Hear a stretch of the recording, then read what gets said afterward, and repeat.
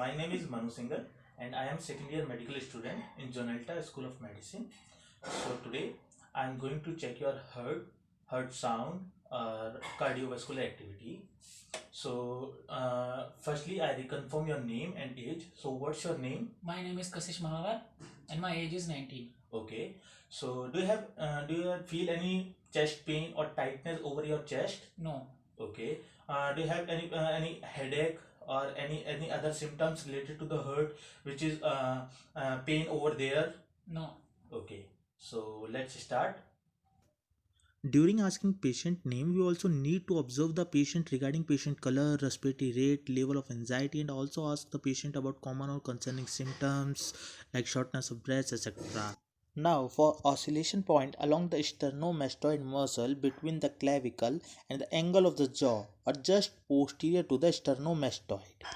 Our first finding is to estimate jugular venous pressure.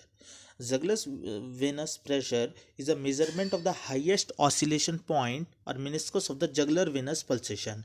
It reflects in the right atrium central venous pressure. It also provides information about volume status and cardiac function.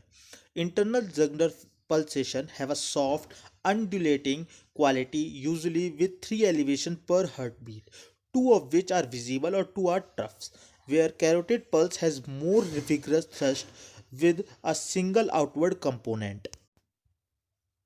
Internal jugular pulsation are nearly palpable, whereas the carotid pulse is almost always palpable. Internal jugular pulsation are eliminated by light pressure on the vein just above the clavicle.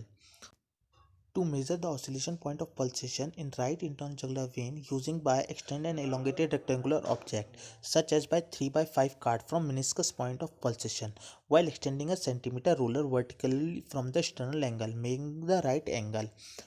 By placing the ruler on the sternal angle, the card horizontal read the vertical distance where card crosses the ruler.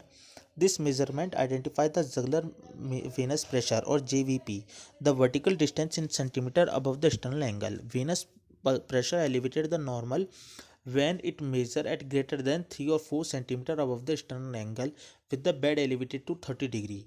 It is important to evolmic, hypervolmic or hypovolmic patient.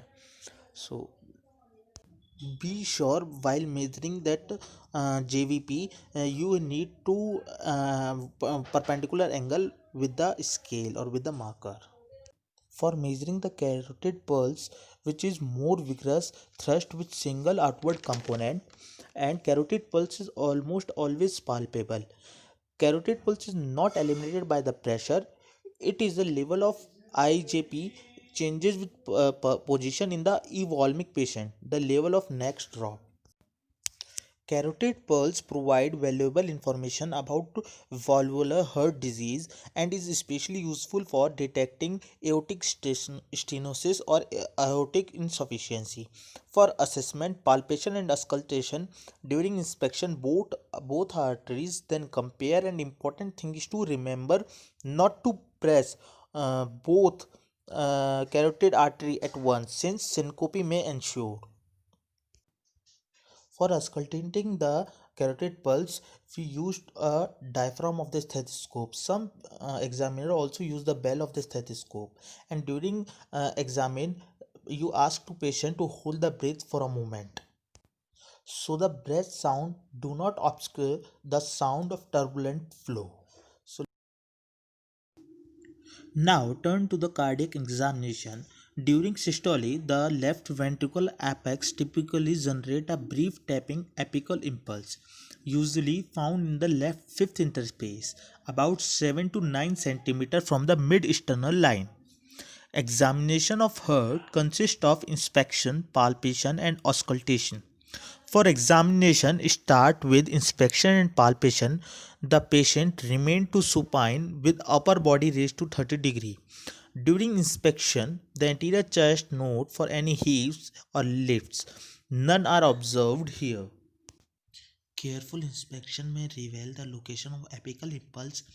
Later in the examination, we will able to palpate to more clearly identify the apical impulse. During palpation, using finger pads and hold them flatting or obliquely on the body is good option.